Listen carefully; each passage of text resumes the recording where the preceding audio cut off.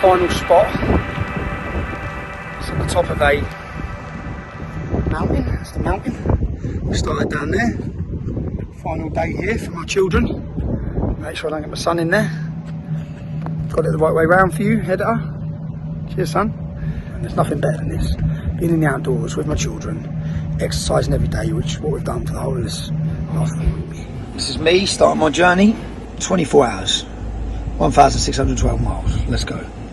I'm just hitting off. I've got a 2-day trek to get to Denmark, Copenhagen, where I'll be doing 3, possibly 4 podcasts with politician Morten, leader of Danish People's Party, a doctor who has took a very vocal stance against the COVID vaccine, against vaccine injuries, against the whole pandemic, and against transgenderism, everything that's unhealthy for children anyway. She spoke out. We're going to be talking to her, and we're going to be talking to Lars Hedegaard, who was a former Marxist who began realising Islam is a bit of a problem and then lived under 24-hour police guard because of that, with attempts on his life. So that's what we're doing in Denmark. We're attending a conference. We've got a 2-day journey ahead of us, but we've got Spotify full of country and western music, which gets me through. Germany, where you have to pay the services to use the toilet. This is the first one. €90, eh? This trip, excuse my vest, is already the longest trip I've ever done, because my phone wouldn't charge yesterday, wouldn't turn on, so I've didn't have a phone. 16 hours I drove yesterday, yeah? I drove up through the whole of Spain. I went up Spain, up through France, into Belgium, and I stayed in a hotel in Belgium last night. I've then drove to a place called Media Market. Oh, where am I? I don't know, I'm in Germany now, yeah? Well, I don't know where I am. I drove to a place called Media Market where I could get my phone sorted. And I was going to buy a new phone. But it turns out that it's the charging point, so I got a wireless charger for €75, man. €75, like, really? But I didn't have no phone, so I've got lots of people I need to talk to, so I had to pay €75. Come out, start my car, won't start. My car won't start. It's in the car park, so I've jumped in a taxi to Europcar, and now I'm trying to get a car that I can drive, because I need to be in Copenhagen tomorrow for 1 o'clock. I'm actually meant to be there tonight, but my first interview's tomorrow. Hi, Stephen, is. So yeah, that's where I'm at currently. I've got 600 miles left to go. 600. So about 8-9 hours, and I'll be in Copenhagen. But just thought I'd update you on my little trip, hey? Mission. People say, why didn't you fly? Because I worry. Tomorrow I'm meeting the man who's been burning the Quran. He's under police protection. To facilitate that meeting, the security services have had to contact us. They've had to take our passports. I don't think they'll let me in. That's what I think. I think the government will just think, we don't need him here. I was following this, driving through, on the phone talking. I was like, hold on, this looks like I thought it was a border. It's not, it's a ferry, so you have to get a ferry to Denmark. Which is €123 it was. So I'm on a ferry, next one's in 20 minutes, takes 45 minutes. I haven't got that long left. I was looking, thinking, why does it say 2.5 hours? I'll do that in less than 2.5 hours. I've been doing this intermittent fasting, so I'm starving. But it got to 6 o'clock, which is when I'm meant to eat. I thought, I don't want to waste my meal. I've built it up, I don't want to waste it on some crap at the services. So I've been trying to find something in Copenhagen at 10 o'clock. My travel clothes. On the ferry, trying to find food. I was going to wait till Copenhagen, but I can't. So I thought there must have been a tunnel. I didn't know. But the big wait for food resulted in a schnitzel. Spaghetti bolognese and a schnitzel. 23 euros. I'm starving. And welcome to Copenhagen, Vigs. I thought because they took your passport that they might not have been letting you in when you didn't answer your phone. We're in Copenhagen. I can put this silly phone down now. The cameraman's here. I've just picked him up from the airport. And our first appointment today is we're getting picked up by security services. We've had to liaise with the security services because there's a gentleman who lives here who keeps setting fire to the Quran. And he now lives in protective custody of the police. McDonald's. On the road, is it possible to eat burger? So I thought we'll get something quick. And we got a double quarter pounder meal. Vids, the cameraman's got a double quarter pounder meal. Have a guess how much that is in euros. 42 euros. That can't be right. Something's got gone wrong. Currently being brought to a secret location by the security services. They've protected him for 2 years.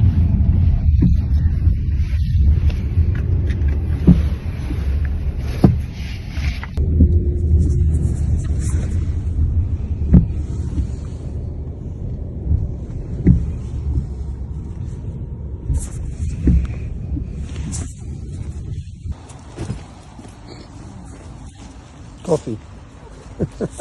Coffee on my white t-shirt. Is it on or is it off? So we've been brought to a room. Police guards at the door. We're just making it so we can get our podcast set up. We've asked for another chair, and when we're ready, they'll bring Rasmus in. Ex-military police protection. It's 6 a.m. I am at the COVID conference today. It's Saturday morning. I'm going to go get, I'll do 10k. I can get 10k and I've got an hour. Got to be at breakfast for 7:30, so I'll get my 10k little jog in. Because I ain't done one for 3-4 days. So I'm on the road and I was so tired, man. But anyway, still, I got 9k. I'm happy with that. I need to try. I've got to leave in half an hour, so I need to cool down. So freedom is not a personal thing. Each and every one of us, we have a personal responsibility to act like freedom does. It's for the kids, right? And our children's children. Yes.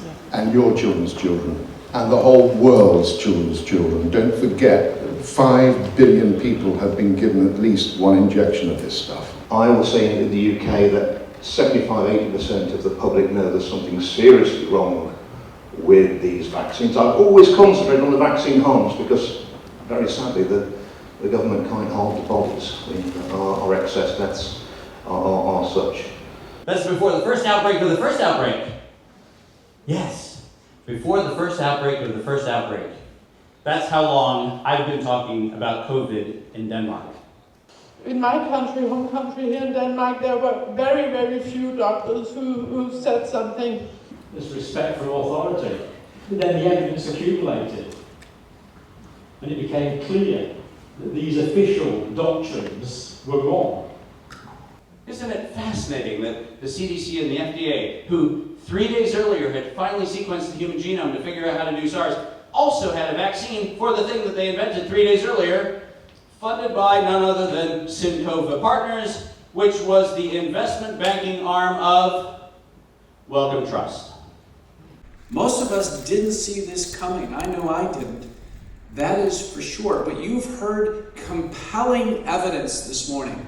Compelling. What's occurred is a crime. It's Saturday. We just finished the COVID conference.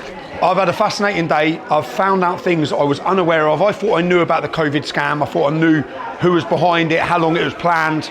I've heard inspirational speeches by doctors, inspirational doctors. I had my first guest on my podcast, Dr. Anastasia, describe these doctors as rock stars. They are rock stars. They have risked their livelihoods, risked their doctorates, everything they've studied all their life for, all the work they put in their life. They've risked it because anyone knows if you go against a narrative, doesn't matter what narrative it is, they will try and finish you and ruin you.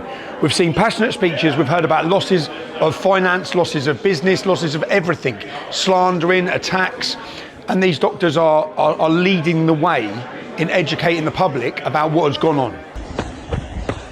Early morning,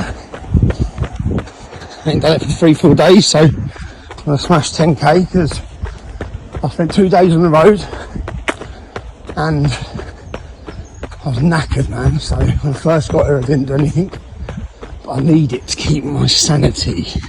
The only thing that keeps me on the straight is this. So busy day again today in Copenhagen. We are at Denmark's Parliament to meet our latest guest of our podcast Silence, Morten Messerschmidt. He's the leader of the Danish People's Party. In 2008, he received the most votes any politicians ever received in Danish history, and then he doubled that in 2014. We're going to find out who the man is, who that politician is. Also, he's the man who I was invited here by to premiere my film Silenced, and after that he made a video which he put on social media where he was deleted as a politician, as a member of parliament. He was deleted off of Facebook. I believe it took him 4 months to be able to get his account back. We're going to go into the building now, find out who he is, hear about his life, hear about what drives him, hear about the problems that are in this country of Denmark and the attack on free speech which is currently happening. So I'm looking forward to this one because it's my politics. Hi Tommy. How are you, bro? Hi, great Good to to see you again. Yeah, nice to see you. Yeah. Thank you for having me. Sure, my pleasure. You just got in this morning or? We got in yesterday. Right. Got in yesterday. We're here till, we're going to see Lars Hedegaard on Monday. All right. So you do have some time. So you all booked with meetings or have time pleasure as well? Sunday's free. We're in Denmark's Parliament and we're eating their donuts. God bless Denmark. Left the Danish People's Party section of Parliament and we're now at their section of Parliament. It's 5:30 in the morning. It is Monday morning. Yesterday we got another 2 podcasts in with doctors. I've seen a bit of a backlash online by the usual trolls of the left trying to hammer the doctors and Andrew Bridgen for the fact I was in the same room as them. How dare they?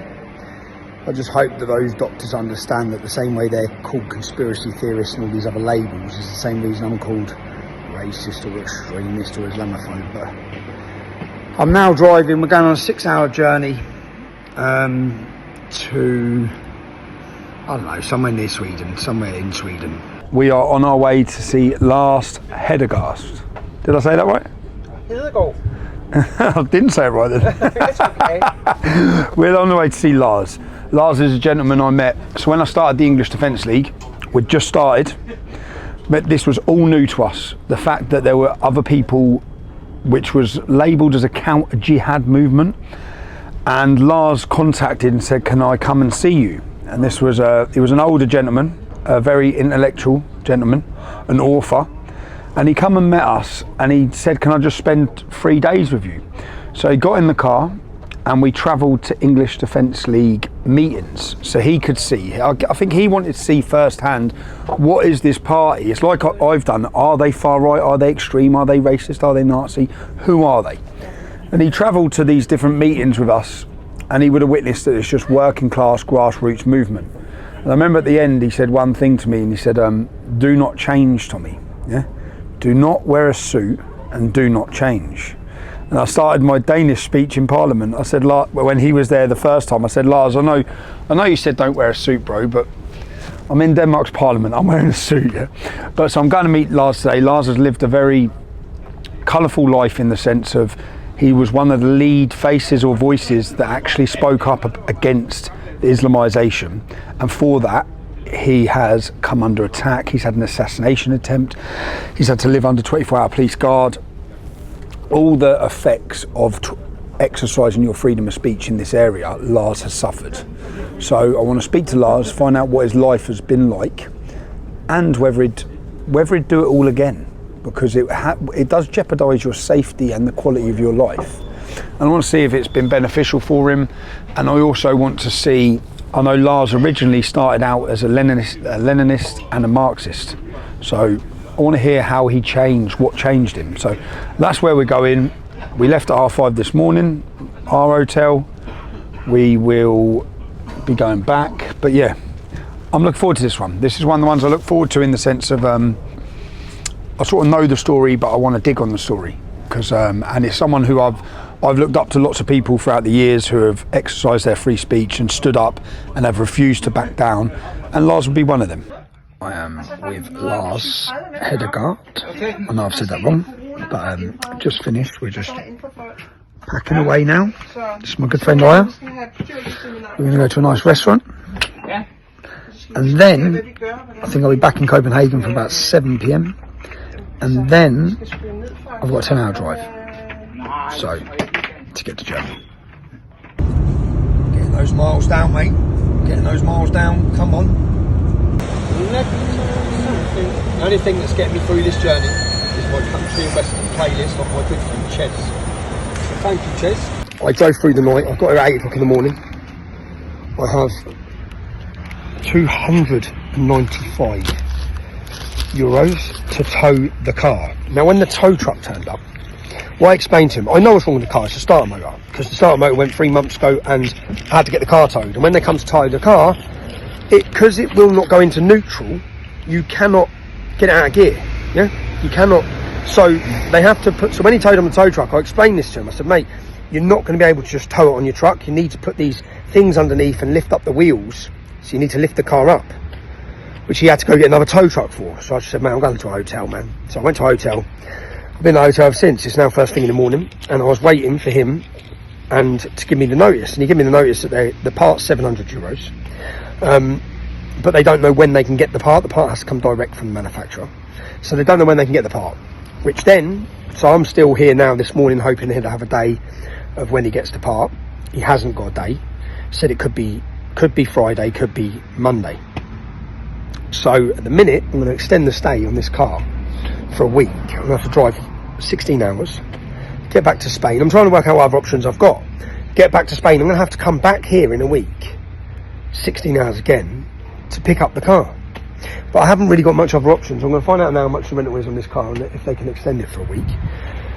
But just off of to fix the car, sorry, the sun keeps getting in you, it's probably €700 plus taxes, then labour.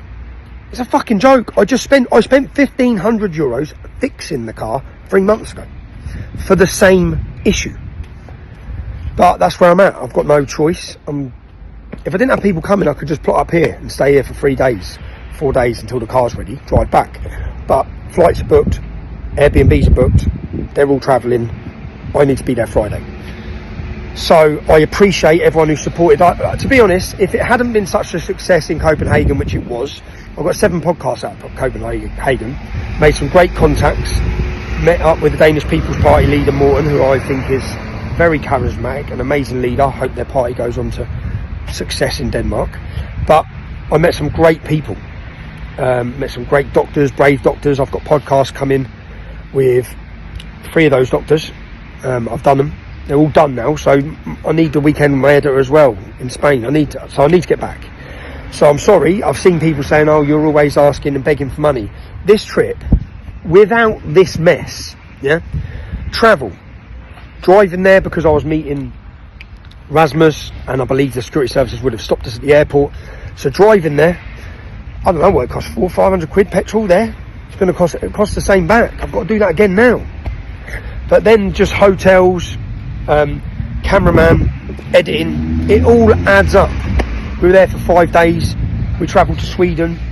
None of that would be possible if it wasn't for you. I had a very successful 4 or 5 days in Denmark. This shit with my car has made it the biggest mish ever, because even just off fuel there and fuel back now, it's a mess. But I don't really know what else to do. That's where I'm at.